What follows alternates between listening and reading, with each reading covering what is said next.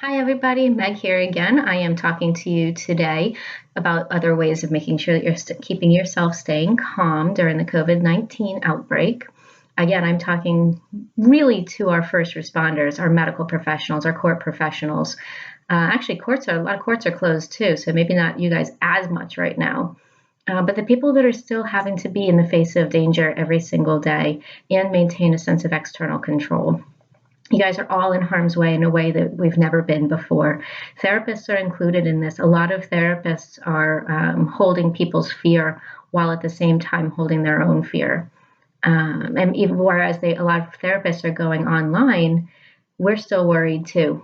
So even though we may not have the same person-to-person contact as some of our first responders out there, our medical professionals out there, even our grocery stores and convenience stores, and the people that are keeping us alive by keeping some of the services open for us. You guys are in harm's way because you're out in the community with everybody, but you're also holding your fear. We are holding your fear as well, going through the same thing. So I've created this this blog to help you guys feel calm, feel a sense of internal control during this time of uncertainty. I started out by talking about the fight-flight response. And then I went into day 2 to go deeper into the fight-flight response, talking about how the deep fear, talking about day 2 was talking about how fear is okay. It's okay to be afraid. Day 3, we went deeper into that deep fear. What are we afraid of at the core level? A lot of it is the loss of control. A lot of it is the fear of the unknown, being like spiraling down into fear of death, fear of homelessness, basically the worst case scenarios. And then day 3, that was day 3. Day 4, I talked about the importance of letting it go, not paying attention to social media as much, not paying attention to the news 24 hours a day, and having a ritual to let it go at the end of the day.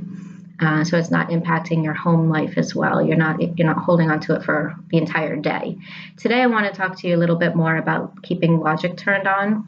One of the most important things, and you guys know this, generally speaking, with your careers, especially the first responders, is the importance of keeping logic turned on. When we're stressed out, when we're really upset or anxious or scared about something, it's very hard for us to act logically, act calmly, act rationally, if the emotional mind is taking control. So what we need to do is we need to make sure logic stays on. Same thing that you do every single day. You come across a car accident, you can't have the emotions rule what you're about to do. You have a gunshot injury to a child, come into an ER, and you can't have emotion rule how you're going to handle that situation. You have to be able to keep logic turned on to be able to handle that situation appropriately in the moment. When we're stressed out, when we're upset, when we're anxious, it's harder for us to maintain logic. It's harder for us to keep the logic brain turned on. The more stressed out we are, the harder it is to keep logic turned on. It's one thing I talk to people about a lot, and this isn't exact numbers, but is if you take a 0 to 10 scale, with 0 being really no stress and 10 being high stress, 0 to 5, it's not too big a deal. You can go from 0 to 1 to 2 to 3, and you don't feel too differently. But 5 to 10 just goes up exponentially. So when people say that they just blow off the handle like that, my bet is most of them are not starting at a 0 level of anxiety, stress, anger, etc.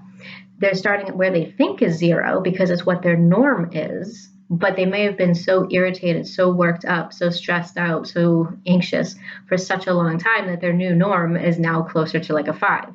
Now, it's all subjective, so I'm not going to argue over 4, 5, 0. It's not a big deal. The point is the more stressed out we are, the harder it is to maintain calm in that sense, and when something happens. So the importance of keeping logic on is what I'm talking about today. And in order to keep logic on, one of the things you have to do is the self-regulation. Check in with yourself. How am I feeling today? Where's my stress level? One of the things you have to do is challenge some of the thoughts. What am I feeling right now? Are there alternative thoughts to what I'm thinking?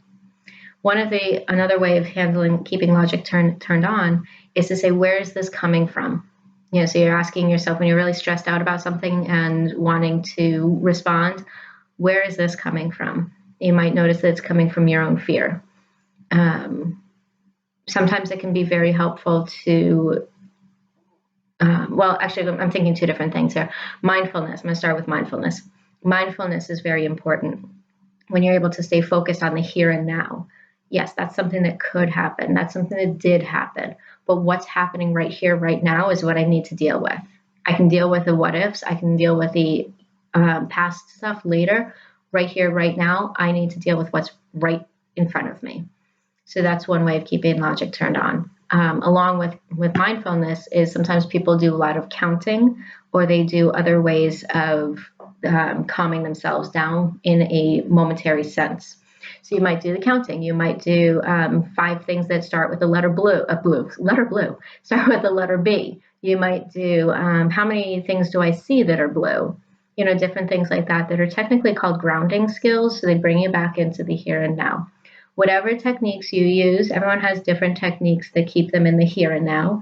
That's what's going to help keep logic turned on. Stay in the here and now and keep the body calm.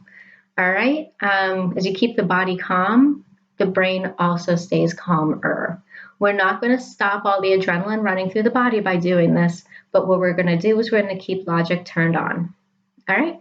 Looking forward to talking to you tomorrow. Tomorrow, I'm going to go a little bit more into the self-regulation skills. I think the self-regulation skills are really, really key to staying calm and to keeping logic turned on. All right. Have a wonderful day, and I'll talk to you soon.